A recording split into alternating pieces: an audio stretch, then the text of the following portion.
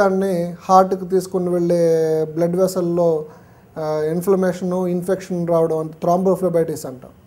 ఇలాంటివి జరగడం, లేదా చెవి వెనకాల చెవి పై భాగంలో చెవి ముందు భాగంలో చీమగడ్డలు చేరడం, ఇలాంటి వేరే వేరే కాంప్లికేషన్స్ వచ్చే అవకాశం ఉంటుంది. సో ఈ అన్సేఫ్ టైప్ ఇయర్ని మాత్రం డయాగ్నోసిస్ అయిన వెంబడే దానికి సంబంధించిన ట్రీట్మెంటు తీసుకోవాల్సి ఉంటుంది. ఈ ఎక్స్టర్నల్ ఇయర్, ఈ బయట చెవులకి సంబంధించినంత వరకు చెవులోంచి నీరు కారడం అనబడేది జరిగినప్పుడు దానికి ఎక్కువ శాతం ట్రీట్మెంటు మందుల రూపంలో ఉండడం. కొంతమందిలో చెడు మాంసం అంటే గ్రాన్యులేషన్ టిష్యూస్ అంటారు. ఈ గ్రాన్యులేషన్ టిష్యూస్ లాంటివి ఉన్నప్పుడు మాత్రం దాన్ని లోకల్ అనస్థీషియాలో చిన్న తిమ్మిరి ఇంజెక్షన్ ఇచ్చి నొప్పి లేకుండా చెవిని చేసిన తర్వాత ఆ గ్రాన్యులేషన్ టిష్యూస్ని తీసేసి తర్వాత రిపీటెడ్ డ్రెస్సింగ్స్ అంటే కొంచెం రోజుల పాటు చెవుల లోపల మందు రాసిన విక్స్ని లేకపోతే ఇప్పుడు గాజ్ పీస్ని చెవి లోపలికి పెట్టడం ద్వారా దాన్ని మనం అరికట్టచ్చు.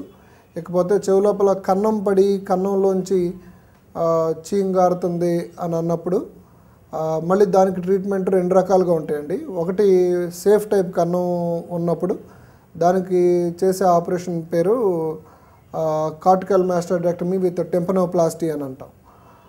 ఈ కార్టికల్ మాస్టర్డెక్టమీ టెంపనోప్లాస్టీ ఆపరేషన్లో ఈ చెవి వెనక భాగంలో ఉండే ఎముక ఎక్కడైతే ఇన్ఫెక్షన్ ఉందో ఆ ఇన్ఫెక్షన్ ఉన్న ఎముకనంతా మైక్రోస్కోపిక్ ఇయర్ సర్జరీ ద్వారా పూర్తిగా తొలగించి తర్వాత కర్ణబేర్ని లేదా చెవి లోపల దెబ్బతిన్న ఎముకల్ని రీకన్స్ట్రక్షన్ చేయడాన్ని టెంపనోప్లాస్టీ అంటాం.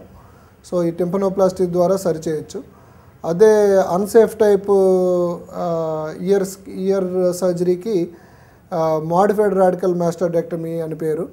ఈ modified radical mastoidectomy is relatively major surgery.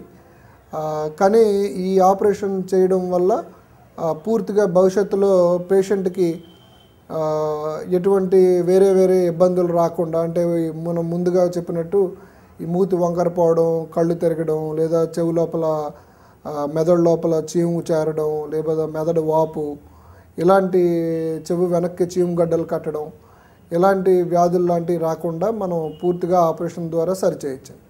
ఈ మోడిఫైడ్ రాడికల్ మాస్టర్డెక్టమీ ఆపరేషన్ చేసుకున్న తర్వాత చెవికి స్వతసిద్ధంగా ఉండే శుభ్రం చేసుకునే గుణం అంటే సెల్ఫ్ క్లీనింగ్ కెపాసిటీ ఏదైతే ఉందో అది కొంచెం కాంప్రమైజ్ అవుతుందండి. సో ఆపరేషన్ అయిన తర్వాత నుంచి సంవత్సరానికి ఒకసారి కానీ 8 నెలలకు ఒకసారి కానీ అంటే 2 సంవత్సరాల్లో 3 సార్లు చెవిని తరచుగా చెవి ముక్కు గొంతు వైద్యుడి సహాయంతో చెవిని తరచుగా శుభ్రం చేయించుకుంటుండాలి. అండ్ ఈ రెండో ఆపరేషన్ తర్వాత యూజువల్గా చెవికి పొడిగా ఉంచుకోవడం, అంటే ఈత కొట్టినప్పుడు కానీ స్విమ్మింగ్ చేస్తున్నప్పుడు లేకపోతే హెడ్ బాత్ చేస్తున్నప్పుడు డీప్ డైవింగ్ చేసినప్పుడు అలాంటప్పుడు చెవిలోకి నీళ్లు పోకుండా వీలైనంత జాగ్రత్తలు తీసుకొని అప్పుడు ఆ చెవిని పొడిగా ఉంచుకోవడం ద్వారా ఈ వ్యాధిని మళ్ళీ తిరిగి రాకుండా నివారణ చేసుకోవచ్చు. చూశారు కదా చెవిలో కర్ణబేరికి వచ్చే సమస్యల గురించి. మరి వినికిడి శక్తి తగ్గడానికి గల కారణాలు ఏంటో తెలుసుకోబోయే ముందు డాక్టర్ ఎన్జీఆర్లో మనం తీసుకుందాం బ్రేక్.